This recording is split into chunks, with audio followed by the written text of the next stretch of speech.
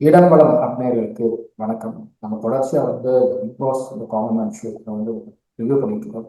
நேற்றைக்கு நடந்த சம்பவங்கள் ஆகட்டும், அதுக்கு முன்னாடி நடந்த எபிசோட்ஸ் ஆகட்டும், இதெல்லாம் நம்ம பேசிப்போம். ஸோ இன்னைக்கு ஒரு குறிப்பிட்ட எபிசோடு டெலிகாஸ்ட் ஆயிருக்கு. கிட்டத்தட்ட நீ இன்னைக்கு ஆரம்பிக்கும் போது 40 பேரை நாங்கள் ஆடிஷன் பண்ணிப்போம். ஒரு 10 பேருக்கு ஆடிஷன் பண்ணுவோம் அப்படின்னு சொல்லி ஆரம்பிக்கிறாங்க.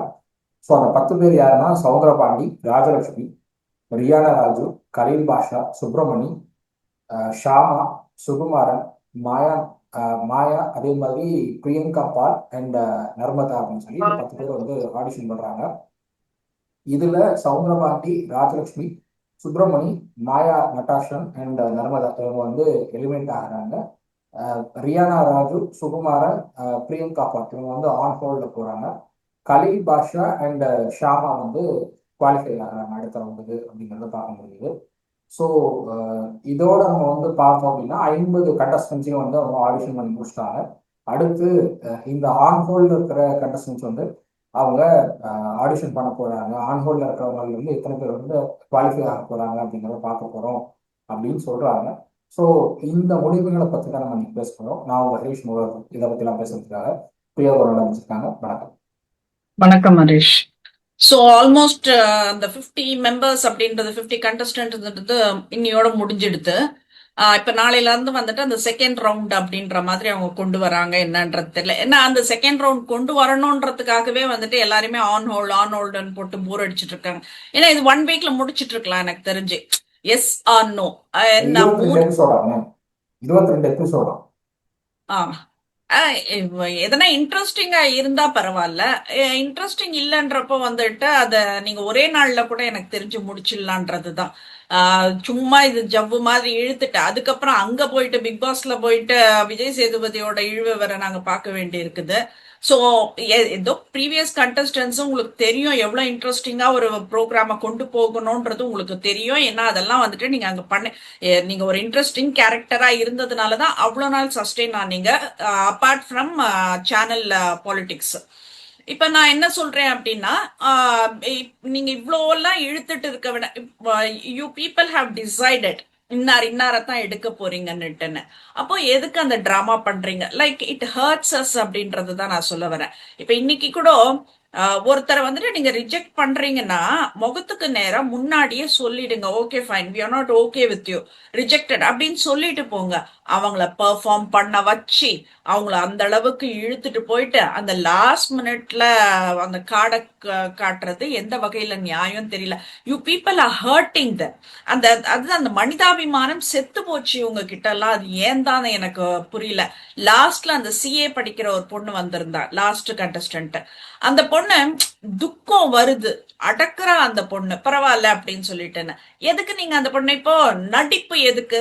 இப்ப நீங்க கேக்குறீங்க பிக் பாஸ்க்கு இது தேவையா, இது தேவையான்னு. யாராச்சும் உங்களோட ஸ்கில் என்னன்னு கேக்குறப்ப தே சே சம்திங். அப்போ பிக் பாஸ்க்கு இதெல்லாம் தேவையா அப்படின்ற மாதிரி நீங்க கேக்குறீங்க. அப்ப நான் என்ன கேக்குறேன், இந்த பொண்ணுக்கு நடிப்பு என்னத்துக்கு தேவையான்றது தான் நான் கேக்குறேன். அது ஒரு நடிப்பா நடிக்க சொல்லிட்டு அதுக்கு முதல்ல ஒரு டைம் கொடுத்துட்டு அதுக்கப்புறம் இல்ல நீங்க பண்ணுங்கன்னுட்டு இன்னொரு அந்த ஆப்போசிட்ல இருந்தவங்க அவங்க ஆங்கரா வரத்துக்கு ரெடியா இருக்காங்க. ஆல்ரெடி இவங்க எல்லாம் நல்லா பேசி பழகி இருக்காங்க போல இருக்குது. ஏன்னா இது வரைக்கும் பார்த்ததுல அந்த கண்டஸ்டன்ட் கிட்ட ரொம்ப ஃப்ரெண்ட்லியா வேற இருந்தாங்க எல்லாருமே. ஸோ நீங்க அவங்கள செலக்ட் பண்ணணும்னுட்டு நீங்க நினைச்சிட்டு அவங்கள ஆன் ஹோல்ட்ல தான் போட்டிருக்கீங்க. செலக்ட் பண்ணணும்னு நினைச்சீங்கன்னாக்க பண்ணிக்கோங்க, அது ப்ராப்ளம் கிடையாது. இப்ப இந்த பொண்ணு எவ்வளவு ட்ரீம்ஸோட வந்திருப்பா. ஒரு சிஏ படிச்சு, அப்ப சிஏ படிக்கிறதுனா என்ன சும்மா சாதாரண விஷயமா அது? அப்போ நீங்க என்ன அந்த ஒரு படிப்புக்கு கூட ஒரு இது இல்லாம அந்த பொண்ணை ஹர்ட் பண்ண நீங்க ரிஜெக்ட் பண்ணதுக்கும் படிப்புக்கும் நான் பேசல.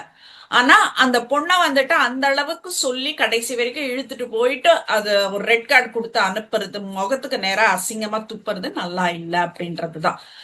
சோ இது என்னன்றது தெரியல. ஆனா எனக்கு தெரிஞ்சு இது காமன் மேன் சொல்லிட்டு நாங்க செலிபிரிட்டி எல்லாம் நல்லா தான் நடத்துவோம், உங்களெல்லாம் இப்படிதான் ஆடு மாடு மாதிரி மேய்ப்போம் அப்படின்றத தென் இந்த இந்த ஷோல என்ன பண்றாங்க அப்படின்னா டிபேட் மாதிரி ரெடி பண்றாங்க. எதுக்கு டிபேட் புரியல.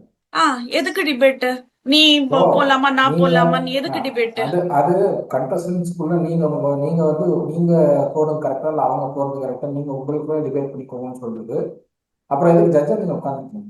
ஜட்ஜஸ் தானே டிசைட் பண்ணணும். சரி, அதுதான். ஏதாவது டாஸ்க் இருந்தா அந்த டாஸ்க்ல வந்து அவங்க பண்றாங்களா இல்லையான்னு பாருங்க. அதுக்கப்புறம் உங்களுடைய டெசிஷனை நம்ம அதை பத்தி பண்ணலாம்.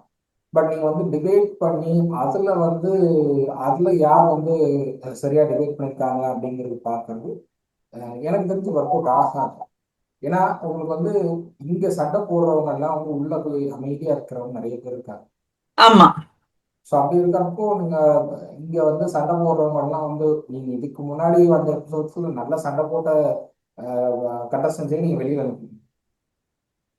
நல்ல சண்டை போட்ட கண்டஸ்டன்ஸே நீங்க வெளியில அனுப்பிட்டீங்க. ஒருத்தருக்கு ஒருத்தர் ரெண்டு மூணு பேர் சண்டை போட்டு இருந்தாங்க. அந்த அபிநயா அப்புறம் ஐஸ்வர்யான்னு ஒரு ரெண்டு பொண்ணுங்க, ரெண்டு பொண்ணுங்களும் சண்டை போட்டுட்டு இருந்தாங்க.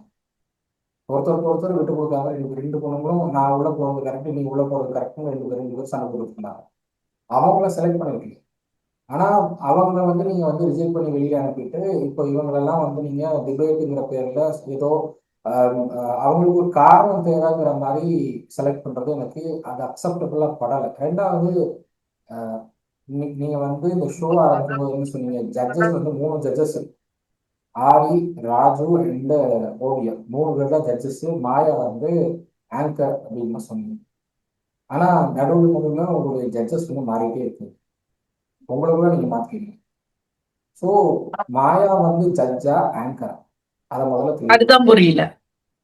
ஏன்னா நீங்க வந்து மாயாவுக்கு நீங்க ஆங்கர் நீங்க வந்து ஜட்ஜ் பொசிஷன் விட்டு கொடுக்குறீங்கன்னா you are not fit to be judge again. நீங்க விட்டு கொடுத்துட்டீங்க, so you are not fit to be judge. So அந்த இடத்துக்கு நீங்க மறுபடியும் வரக்கூடாது. ராஜு மறுபடியும் நான் ஜட்ஜா போய் உட்காந்து அப்படிங்கிறாரு. இன்னைக்கு ஆரி வந்து நான் வந்து ஆங்கரா இருக்க, மாயா ஜட்ஜா இருக்கணுங்கிறாரு. ஆங்கருக்கு ஃபிட்டே இல்ல ராரி. ஆரி வந்து ஷோ ரன் பண்ணுவார். அவர் வந்து மியா நானா மாதிரி ஒரு ஷோ ரன் பண்றதுக்கு அவரால் முடியும். பட் இதுல ஆங்கரிங்லாம் வந்து ஆரிக்கு வராது. மாயாக்கே ஆங்கரிங் வரலைங்க. மாயாக்கே ஒண்ணுமே இல்லை, மாயாக்கே வர மாட்டேங்குது.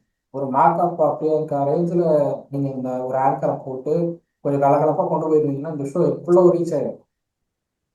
மாயாவும் ஒரு கேரக்டர் வந்து அந்த கேரக்டர் டம்பு, பெரிய டம்பு கேரக்டர். மாயாங்கிற ஒரு கேரக்டர் வந்து அது அந்த கேரக்டர் வந்து தானும் ஒரு வேலையை பார்க்காம அடுத்தவங்களையும் வந்து ஒரு வேலையை பார்க்க விடாங்க. அவங்களுக்கு வந்து ஆங்கரிங்கே வரல, இதுல ஜட்ஜிங்ல உட்காந்துட்டு அவங்க கேள்வி கேட்கறதெல்லாம் வந்து எனக்கு இந்த ஷோ எதை நோக்கி போகுது அப்படிங்கிறது புரியல. அதுதான் புரியல. இப்போ நீங்க என்ன ஒரு இது நம்மள வந்துட்டு பழக்குறாங்க. ப்ரோக்ராம போர் அடிக்க போகுது, அதனால இப்போல இருந்தே பழகிக்கங்கன்னுட்டு நம்மளுக்கு வந்துட்டு பழக விட்டுட்டு இருக்காங்க அப்படின்ற மாதிரி தான் இருக்கு. ஸோ இது ஃபர்ஸ்ட் அந்த 41st போட்டியாளர் ஜோதிடர் வந்திருந்தாரு. ஸோ இவங்க என்ன பண்றாங்க, அவர் சொல்ல வச்சிடுறாங்க, பேச வச்சிடுறாங்க. அதுக்கு அவருக்கு எகெயின்ஸ்டா எல்லாமே பண்றாங்க. அவரோட ஜோதிடம் பொய்ன்னுட்டுன்னு அந்த இடத்துல நிரூபிக்கிறதுக்கு ட்ரை பண்றாங்க. இது வந்துட்டு நாட் ஃபேர்ன்ற ஒருத்தர் அவங்களுக்கு வந்துட்டு அதுதான் வந்துட்டு ஒரு கைவந்த கலை அப்படின்றப்ப வந்து நீங்க அந்த ஜோதிடம் நீங்க சொல்லுங்க, நீங்க ஒருத்தர் வருவீங்களா ரெண்டு பேர் வருவீங்களான்னு சொல்றது, நீங்க செலக்ட் ஆவீங்களான்னு கேட்கறது. அப்ப அவர் என்ன சொல்றாரோ, இல்ல இல்ல நான் செலக்ட் ஆக மாட்டேன்னு அவர் சொல்ல போறாரு. அப்ப அப்ப நீங்க என்ன பண்றீங்கன்றதுதான் எங்களுக்கு புரியல. இந்த அது வந்துட்டு ரொம்ப ஆஸ்ட்ராலஜியில ஹர்ட்டிங்கா இருந்தது. ஆஸ்ட்ராலஜியில ரெண்டு விஷயம் இருக்கு. ஒண்ணு, சுய ஜாதகம் பார்க்க மாட்டாங்க யாருமே. சுய ஜாதகம் யாரும் பார்க்க மாட்டாங்க, எந்த ஆஸ்ட்ராலஜியும் பார்க்க மாட்டாங்க. ஏன்னா அது வந்து நடக்காதுங்கிற ஒரு நம்பிக்கை எல்லாருக்கும் இருக்கு. ஸோ அதனால வந்து சுய ஜாதகம் யாரும் பார்க்க மாட்டாங்க. ரெண்டாவது, இது வந்து ஒரு ரியாலிட்டி ஷோ. இந்த ரியாலிட்டி ஷோல ஒரு கண்டஸ்டண்டா அவரே இருக்காருங்கிறப்போ அவர் எதுக்கு தனக்கு தானே வந்து ஜோசியம் சொல்லிக்கணும் அவர். ஸோ நீங்க வந்து கம்பேர் பண்றீங்க. நீங்க வந்து செலக்ட் ஆவீங்களா மாட்டீங்களா, இதன் மூலமா என்ன சொல்ல வராது ஆரி? ஜோதிடங்கிறது பொய்யான ஒரு வேலைன்னு சொல்ல வராரா? அப்ப ஆஹ் இந்த விஷயத்துல வந்து எனக்கு தெரிஞ்சு ஜோதிடர்கள் குறிப்பா ஜோதிட சங்கத்தினர்லாம் வந்து கேள்வி கேட்க வேண்டிய இடத்துல தான் இருக்காங்க. உங்களுக்கு நீங்க வந்து கடவுள் நம்பிக்கை இல்லாம இருக்கலாம், உங்களுக்கு வந்து கடவுள் நம்பிக்கை கடவுளை இல்லைங்கிற குரூப்பை சார்ந்தவரா நீங்க இருக்கலாம். அது நீங்க உங்க வந்து நம்பிக்கை அது. அது அது உங்களுடைய நம்பிக்கை. கடவுள் இல்லைன்னு சொன்னவரெல்லாம் வந்து கடவுள் வழிபட்டாரு கடைசியில. அவருடைய பயோகிராஃபியில இருக்கு. பிள்ளையார் கோவில்ல பிள்ளையாருக்கு தினமும் வந்து அபிஷேகம் பண்ணி வழிபட்ட பயோகிராஃபிலே இருக்கு. கடவுள் இல்லைன்னு சொன்னவரு. அப்படி இருக்கும்போது நீங்க கடவுள் உங்களுக்கு கடவுள் நம்பிக்கை இல்லைங்கிறதுனா மற்றவங்களுக்கு அதே கடவுள் நம்பிக்கை இருக்கக்கூடாதுன்னு நினைக்கிறது எந்த வகையும் நியாயம் இல்லை. உங்களுக்கு ஜோசியம் மேல நம்பிக்கை இல்லைங்கிறதுனால மற்றவங்களுக்கும் அதில் நம்பிக்கை இருக்கக்கூடாதுன்னு சொல்றது எந்த வகையும் நியாயம் இல்லை. நியாயம் கிடையாது இது. அது அது வந்துட்டு ஒருத்தரோட அந்த இதுவ நம்பிக்கையை வந்துட்டு நீங்க அவமானப்படுத்துறீங்க, அசிங்கப்படுத்துறீங்க. எனக்கு அது சுத்தமா அது பிடிக்கல. ஃபர்ஸ்ட் கண்டஸ்டன்ட் இதே அந்த இதுவா இருந்தது. அடுத்தது ராஜலட்சுமி கூட்டிட்டு வந்தாங்க. ஒரு மிடில் கிளாஸ் குடும்பத்துல இருந்து வந்த ஒரு குங்ஃபூ மாஸ்டர். எதுக்கு அவங்கள அவ்வளோ நேரம் பேச வச்சு ஒரு நம்பிக்கை கொடுக்குற மாதிரி எல்லாம் பண்ணிட்டு, என்ன ஒண்ணுன்னா ராஜலட்சுமி கிட்ட எனக்கு எல்லாம் பிடிச்சது. அந்த வந்துட்டு ஒரு இடத்துல வந்து கொஞ்சம் கண்ணு கலங்குனாங்க, எமோஷனல் ஆனாங்க. எனக்கு அது பிடிக்கல. நீங்க அந்த மாதிரி எமோஷனல் ஆயிட்டு அதெல்லாம் விக்டிம் கார்டா தூக்கிட்டு வந்து நிக்காதீங்க. ஒரு குங்ஃபூ மாஸ்டர்ன்றது எவ்வளவு பெரிய விஷயம் அது. அப்போ உங்களுக்கே உங்களோட நிலை தெரியல அப்படின்றப்ப அந்த அழுது அந்த சிம்பத்தி கிரியேட் பண்ணி தான் நீங்க அந்த இடத்துக்கு போகணுமா அப்படின்றது ஒரு விஷயம் எனக்கு இது ஆச்சு. ஆனா இவங்க அந்த அளவுக்கு அவங்கள குங்ஃபூ எல்லாம் பண்ண வச்சுட்டு எதனா ஒண்ணு கேக்குறாங்க, அவங்க பதில் சொன்னாக்கா எடக்கு மடக்கா ஒரு பதில் சொல்றாங்க. இவங்க நீங்க வந்துட்டு பதில் சொல்லாதீங்க, நீங்க கேள்வி மட்டும் கேளுங்க, அவங்க பதில் சொல்லிப்பாங்க. நான் ட்விஸ்ட் பண்றேன் பாரு, கிராஸ் கொஸ்டின் கேட்கிறேன் பாருன்ற மாதிரி ஒரு மாதிரி எப்படி இருக்குன்னா கொஸ்டின் அவுட் ஆஃப் சிலபஸ்ன்ற மாதிரி இவங்க ஒரு பதில வச்சுக்கிறாங்க. சோ அந்த பிரசன்டேஷன் வந்துட்டு இவங்களுக்கு போதுமான அளவுக்கு சுவாரஸ்யமா இல்லையா குங்ஃபூ அவங்களோடது. அதனால அவங்களையும் வந்துட்டு ரிஜெக்ட் பண்றாங்க. சோ அது ரொம்ப இதுவா இருந்தது எனக்கு. அடுத்தது வந்துட்டு நான் ரியானா ராஜு, திருநங்கை.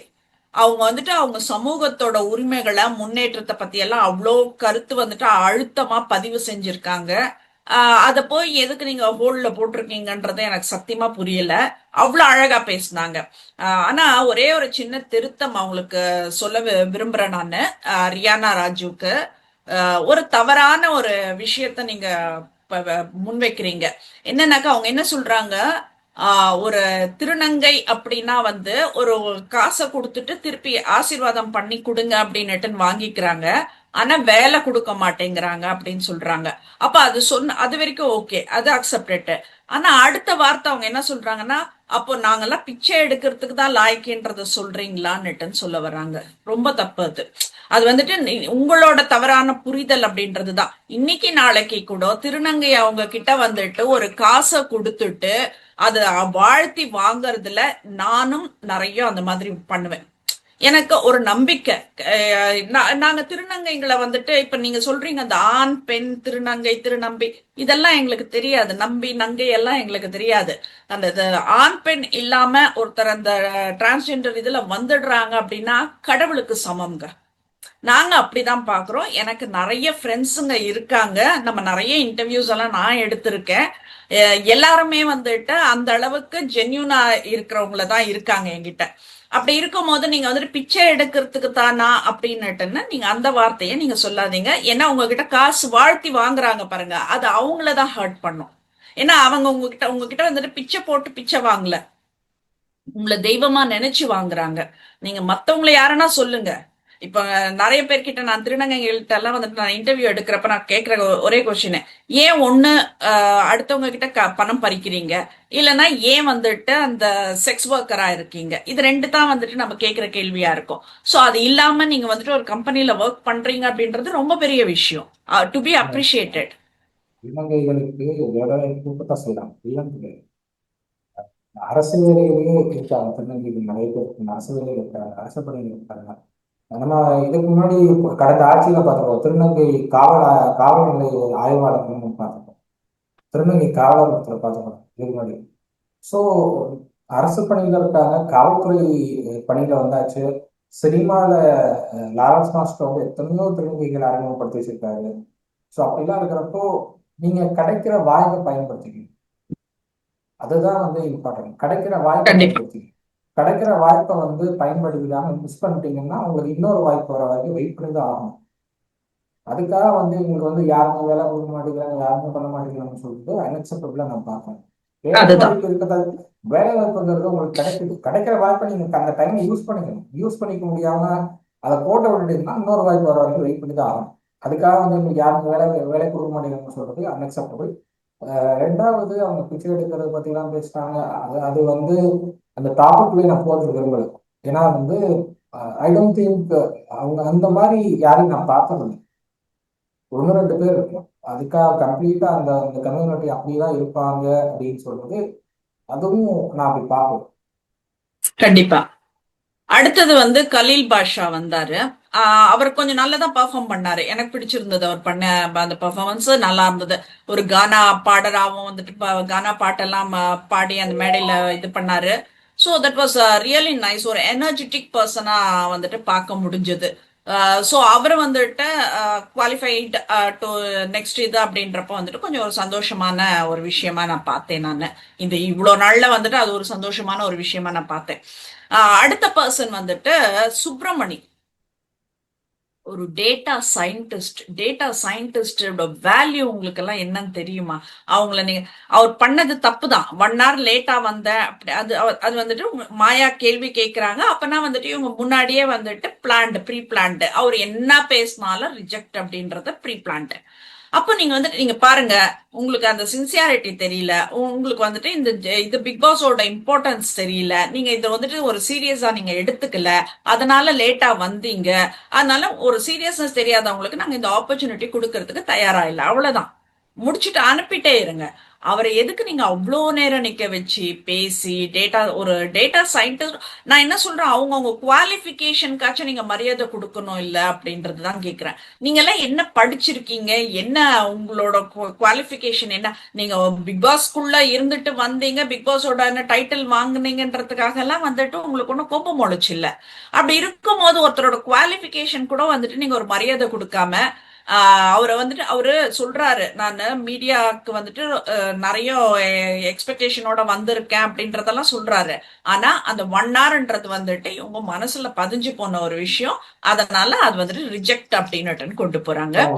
அவங்களுக்கு டிடிபி ஃபிலிம் சிட்டில தான் வந்து இந்த பிக் பாஸ் செட்டு அமைச்சிருக்காங்க. செம்பரம்பாக்கம் ஏரியா சிட்டியில இருந்து அவுட்ரு. சிட்டியில இருந்து போகணும்னாலே உங்களுக்கு வந்து காலையில பீக்கார், உங்களுக்கு காலையில 7 மணிலேருந்து 9 மணி வரைக்கும் பீக்கார். இந்த பீக்கார்ல ஒருத்தன் வந்து செம்பரம்பாக்கம் வரைக்கும் சிட்டியில் போகணும்னாலே எவ்வளோ கஷ்டப்படணும் எல்லாரும் தெரியும். ஏன்னா ஸ்கூல் போகிற பசங்க இருக்காங்க, அவங்களுக்கு ஸ்கூல் பஸ்ஸஸ் போகுது, காலேஜ் பஸ் போகுது, ஆஃபீஸ் போகிற ஆளுங்களும் இருக்காங்க. அந்த பீக்காரில் இப்போ நானே வந்து காலையில் 8 மணிக்கு இந்த வீட்டிலேருந்து கிளம்புனேன் அப்படின்னா 10 மணி ஆஃபீஸ் போகிறேன். எனக்கு நார்மலாக நான் இங்கேருந்து போகிறதுனா ½ hour ஆஃபீஸ் போயிடுவேன். ஆனால் அந்த பீக்காரில் போகிறதுக்கு எனக்கு 1 hour 1.5 hour ஆகும். ஸோ அந்த பீக்காரில் வந்து ஒருத்தர் வந்து லேட்டாக வந்தாருங்கிறத காரணம் காட்டுறதுங்கிறது எனக்கு அக்செப்டபிளாக இல்லை. ஏன்னா பீக்காரில் வந்து எல்லாருமே லேட்டாக தான் போக முடியும். அதுதான் வந்து இன்னைக்கு சென்னையில் இருக்கிற சுச்சுவேஷன். அதுதான் பாலம் எத்தனையோ பாலம் கட்டிட்டாங்க, எத்தனையோ பாலங்கள் கட்டினாலும் உங்களுக்கு வந்து இந்த டிராஃபிக் குறையவே இல்லை. நிறைய ஓகே. உங்களுக்கு மற்ற டிஸ்ட்ரிக்ட்ல இருந்து சென்னைக்கு வந்து ஒவ்வொரு நாளும் அதிக அளவில் வந்துட்டே இருக்காங்க மக்கள். அப்போ டிராஃபிக் குறையாது, டிராஃபிக் ஏற்படுத்தி. ஸோ அதுக்கு தகுந்தாப்புல நீங்க வந்து திட்டங்கள் இல்லை, கவர்மெண்ட் சைட்ல திட்டங்கள் இப்போ வரைக்கும் இல்லை. அதுக்கு தகுந்தாப்புல இது வரைக்கும் திட்டங்கள் இல்லை. இனிமேல் கொண்டு வர போறாங்களா அப்படிங்கிறது எனக்கு தெரியல. ஏன்னா கோயம்பேடுல ஒரு பாலம் கட்டினா டிராஃபிக்கை குறைக்க முடியும்னா கோயம்பேடுல பாலம் கட்டி ½ hour வரைக்கும் வெயிட் பண்ண வேண்டிய சுச்சுவேஷன் இருக்கு எல்லாருக்கும். ஸோ அப்படியான சூழல்ல வந்து ஒரு பீக்காரில் ஒரு 1 hour டிலேல வருதுங்கிறதெல்லாம் அக்செப்ட் பண்ணிக்கணும், தப்பே இல்லை. நீங்க வந்து நீ இம்பார்ட்டன்ட் மீட்டிங் அது அந்த டைம்ல நீங்க வந்து லேட்டா வரீங்க அப்படின்னா ப்ரீ பிளானா நீங்க டிசைட் பண்ணி வந்திருக்கணும் அப்படின்னு சொல்றதுல ஓகே. பட் இது வந்து ரொம்ப இம்பார்ட்டன்ட் மீட்டிங்லாம் இல்லை. இது முதல் கண்டிப்பா. யார் ரன்னிங் ரியாலிட்டி ஷோ, அவருடைய நம்பர் வைஸ்னா அவர் வந்து லேட்டாக தான் அவரை கூப்பிடுவீங்க. அவர் எப்படியோ வந்துட்டார், செட்டுக்கு வந்துட்டார். அவருக்கு இருக்கிற டேலண்ட் என்னமோ அதைத்தான் பார்க்கணும். அதை விட்டுட்டு கண்டிப்பா. லேட் ஆகுறீங்க நீங்க அதெல்லாம் வந்து அக்செப்ட் பண்ணிக்க முடியாதுன்னு சொல்றது அது மக்களே ஏற்றுக்க மாட்டாங்க. கண்டிப்பா. கண்டிப்பா. அடுத்த போட்டியாளர் ஷாமா நட்டன் வந்திருந்தாங்க. அவங்க ஏதோ வந்துட்டு எந்தூசியாஸ்டிக்கா பண்றேன் அப்படின்ற மாதிரி ஏதோ பண்ணிட்டு இருந்தாங்க. ஒரு ஆர்வ கோளாறு மாதிரி தான் எனக்கு தெரிஞ்சது. ஒரு கலகலப்பா இருக்கிற மாதிரி வந்துட்டு நடுவர்களுக்கு தெரிஞ்சிருக்கு போல இருக்கு. அவங்களும் செலக்ட் பண்ணிட்டாங்க ஷாமாவை. அடுத்த போட்டியாளர் வந்து ஆங்கர் சுகுமார் வந்திருந்தாரு. ரேப் பாடலு நல்லா ஒரு ஆடிஷனை நல்லாவே வந்துட்டு தொடங்கினாரு அப்படின்றது தான் சொல்லணும் நான். ஏன்னா இந்த 4 பேரை பத்தி வந்துட்டு சுகுமார் வந்து சுகுமார் நீங்களும் பார்த்துருக்கீங்க, நானும் பார்த்துருக்கேன் நேரில். ஞாபகம் இருக்கான்னு தெரியல. நம்ம வந்து ஒரு சேட்டலைட் சேனல் ஒர்க் பண்ணிட்டு இருந்தப்போ எம்சிஆர் பிசிஆர்ல ஒரு ஷோ பண்றதுக்கு வந்திருந்தார் சுகுமார். என்ன ஷோ? ஒரு ஷோ பண்ணுறதுக்கு வந்தேன். எனக்கு அந்த ஷோ பேர் ஞாபகம் இல்லை. ஒரு ஷோ பண்ணுறதுக்கு வந்தார், சுகுமார் தான் வந்தார். ஓகே. எம்சிஆர் பிசிஆர் ரூம்ல ஷோ பண்ணிட்டு இருந்தாங்க, அவங்க லைவ் ஷோ பண்ணிட்டு இருந்தாங்க டைம்ல. ஓகே. ஓகே. ஆ. அப்போ வந்து நம்ம ரெண்டு பேருமே பார்த்துக்கோம் சுகுமார். ஓகே. என்னை பொறுத்தவரை நான் அப்ப இந்த ஷோல நான் சுகுமாரை பார்க்குறப்போ சுகுமார் வந்து ஓவர் வாயின்னு நான் சொல்றேன். கொஞ்சம் இந்த பேசுறது குறைச்சிக்கிட்டா கொஞ்சம் பெட்டரா. ஏன்னா சமமே இல்லாமல் பேசுறாரு சுகுமார். அது நீங்க விஜேங்கிறது ஓகே, விஜேங்கிறது யுவர் டேலண்டட் பர்சன். நீங்க வந்து விஜேங்கிற அந்த ஒரு வேலையை வந்து ரொம்ப வருஷம் பண்ணிட்டு இருக்கீங்க. அதுல பழக்கப்பட்டு ஊர்னதுனால உங்களுக்கு வந்து அப்படிதான் பேச முடியுது. ரொம்ப ஸ்பீடாக தான் பேச முடியும் விஜே அப்படிங்கிறப்போ. ஸோ அந்த அந்த ஒரு பழக்கம் இருக்கு அப்படிங்கிறதுனால அதை எல்லா இடத்துலையும் நீங்க அப்ளை பண்ண முடியும். நீங்க எங்க எப்படி பேசணும் அங்க அப்படிதான் பேசணும். எல்லா ஓகே. இடத்துலயும் நான் ஒரே மாதிரி பேசுவேன்னு சொல்றது அதுதான் சுகுமார் எனக்கு இருக்கிற மைனஸா நான் பார்க்குறேன். இல்ல, சுகுமார் பேசுறப்ப வந்துட்டு அவர் என்ன சொல்றாரு, லேடிஸுங்களுக்கு வந்துட்டு ஒரு 200 இடத்துல நீங்க சான்ஸ்க்கு போனீங்க அப்படின்னாக்கா நாங்க வந்துட்டு ஒரு 400 இடத்துக்கு போகணும் அப்படின்னு சொல்றாரு. இந்த கான்செப்ட் நீ சாதாரணமா சொன்னா எல்லாருக்குமே தான் புரியும். ஆனா மாயா வந்துட்டு அது வேற மாதிரி. அப்போ உங்களுக்கு புரிதல் இல்ல அப்படின்றப்ப நீங்க என்ன ஜட்ஜ் பண்றீங்கன்றது எனக்கு தெரியல. மாயா வந்துட்டு அப்ப நான் 200 தான் போவேன்னு சொல்றீங்களா அப்படின்றாங்க. என்ன சொல்றது, அவங்கள ஒண்ணு அவாய்ட் பண்ணணும்ன்றதுக்காக நீங்க வந்துட்டு எடக்கு முடக்கா ஒரு கேள்வி கேட்டீங்கன்னா, இது எப்படி இருந்தது அப்படின்னா வடிவேலுவும் பார்த்திபனும் பண்றாங்க பாரு, அப்படிதான் இருந்தது இவங்க பண்ற ஷோ. எடக்கு முடக்கா ஒரு கேள்வி நான் கேட்பேன் அப்படின்ற மாதிரி. அவங்க சொன்ன டேர்மே வேற. லேடிஸ்க்கெல்லாம் வந்துட்டு கம்மியான இதுதான் வந்துட்டு உடனே செலக்ட் ஆயிடுவாங்க அப்படின்றத சொல்ல வர்றாரு. நாங்கெல்லாம் ரொம்ப அலையணும்ன்றத சொல்ல வராங்க. அப்ப நான் 200 தான் போவேன் அப்படின்றத நீங்க முடிவு பண்றீங்களான்னுட்டுன்னு கேக்குறாங்க மாயா. இது சத்தியமா எனக்கு புரியல. அதான் இவங்க வந்துட்டு ஏதோ ஒண்ணு டிசைட் பண்ணிட்டாங்க, அப்புறம் எதுக்கு இந்த வாக்குவாதம், அது ஒரு பரபரப்பான ஒரு வாக்குவாதம் விவாதமா வேற மாறுச்சு அது. அதுக்கப்புறம் அது ஹோல்ட்ல போட்டிருக்காங்க. அடுத்த போட்டியாளர் மாயா. அவங்க வேற பேர்ல இருக்கிறதாவும் மாடலிங் பண்றதாவும் வந்துட்டு அவங்க சொன்னாங்க. அவங்க பிரசன்டேஷன் எல்லாம் வந்துட்டு இவங்க எக்ஸ்பெக்ட் பண்ண மாதிரி இல்லையா, அதனால வந்துட்டு மூஞ்சில அடிச்ச மாதிரி ரிஜெக்ட்னு சொல்லி அனுப்பியாச்சு. அடுத்தது வந்துட்டு பிரியங்கா பால். அவங்க தான் வந்துட்டு 10 வருஷமா மீடியால வந்துட்டு ஒரு ஆங்கரிங்காக வந்து தேடிட்டு இருந்தவங்க. அவங்க பண்ணது ஒன்றும் ஆஹா, நல்லா பண்ணாங்க, ஆங்கரிங் நல்லா பண்ணாங்க, நான் அதுல குறை சொல்ல மாட்டேன். நல்லா பண்ணாங்கனாக்கா பேசிக் லெவல்ல தான் இருந்தது. லைக் நல்லா ஆங்கரிங் பண்ற மாதிரி ஒரு எல்லாம் இல்ல அவங்க கிட்ட. ரொம்ப முழிச்சு முழிச்சு அந்த சென்டென்ஸ் முடிக்கிறப்போ வந்துட்டு முழிச்சு முழிச்சு முடிக்கிற மாதிரி இருந்தது. ஆனா அவங்களுக்கு வாய்ப்பு இருக்கு, ஆங்கரிங்க்கு வாய்ப்பு இருக்கு. அந்த மாதிரி ஒரு இதுல இருந்தாங்க, நல்லா பண்ணாங்க. பட் ஆனா கொஞ்சம் ஓவர் ஆட்டிடியூடா இருந்த மாதிரி இருந்தது. இவங்க கூட எல்லாம் ரொம்ப ஜோவியலா இருந்த மாதிரி இருக்கு. இதுக்கு முன்னாடி இவங்க எல்லாம் பழக்கமா என்னன்றது தெரியாது. இவங்க கூட ரொம்ப ஒன்னோட ஒண்ணு ஒட்டிட்டு இருந்த மாதிரி ஒரு இது பில்டப் கொடுத்தாங்க. சோ அந்த இதுல வந்துட்டு இந்த பொண்ணு கடைசியா வந்ததுல வந்து மாட்டிக்கிச்சு. இவங்க பேசுறப்ப அந்த நர்மதா வந்தது வந்துட்டு சிஏ முடிச்ச பொண்ணு. அத பொண்ணை போயிட்டு ஒரு நடிப்பு நடினா அது வேற ஏதாச்சும் எடுத்து நடிக்குமா? அதுல ஒண்ணுமே இல்ல, சொதப்பிட்டு போச்சு அது. ஆனா நான் என்ன கேக்குறேன், ஒரு சிஏ படிக்கிற பொண்ணு கிட்ட போய் ஏன் நடிக்கிறீங்க, நடிச்சு காட்டுங்கன்னு கேட்டாங்கன்றது எனக்கு தெரியல. சோ இதுதான் இன்னைக்கு நடந்தது ஹரிஷ். இப்ப நாளையில இருந்து வந்துட்டு இப்ப சாட்டர்டே சண்டேனாக்கா அது என்ன இன்ட்ரெஸ்டிங்கா கொண்டு வர போறாங்கன்றது எனக்கு தெரியல. ஆஹ் ஆஹ் என்ன ஒரு 5:30க்கு தானே சொல்லியிருக்காங்க சாட்டர்டே சண்டே. ஸோ அவ்வளோ ஏர்லியரா பண்றாங்க அப்படின்றப்ப வந்துட்டு ஏதாச்சும் இந்த டான்ஸ் இது அதுன்னு போட்டுட்டு மொக்க போறாங்களா என்னன்றது தெரியல. ஸோ நம்ம நாளைக்கு என்னன்றத பார்த்துட்டு தான் பேச முடியும். ஸோ இந்த 50 பேரை பத்தி நம்ம பேசிட்டோம் இது வரைக்கும். இன்னைக்கு இதோட முடிச்சிடுறோம் நம்ம. அடுத்தது வந்துட்டு இப்ப செகண்ட் ரவுண்டுக்கான கண்டஸ்டன்ட்டுங்க தான் வந்துட்டு அவங்க அது என்ன அடுத்த ரவுண்டு என்ன பண்ண போறாங்க, இவங்களே தான் ஜட்ஜ் வருவாங்களா இல்ல வேற யாருன்னா வருவாங்களா, எனக்கு எனக்கு பெட்டர் வேற யாருன்னா வந்தா நல்லா இருக்கும் அப்படின்ற மாதிரி தான் இந்த தோணுது. ஷோ ஃபுல்லாவே இவங்க 3 பேர் தான் ஜட்ஜ் அப்படின்னு சொல்லி சொல்றாங்க. ஸோ அதனால வந்து இவங்க 3 பேர் தான் ஜட்ஜா இருக்க போறாங்க.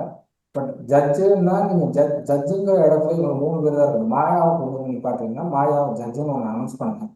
இல்ல ஆங்கர்னு ஆங்கர் வரை மட்டும் தான். அவ்வளவுதான்.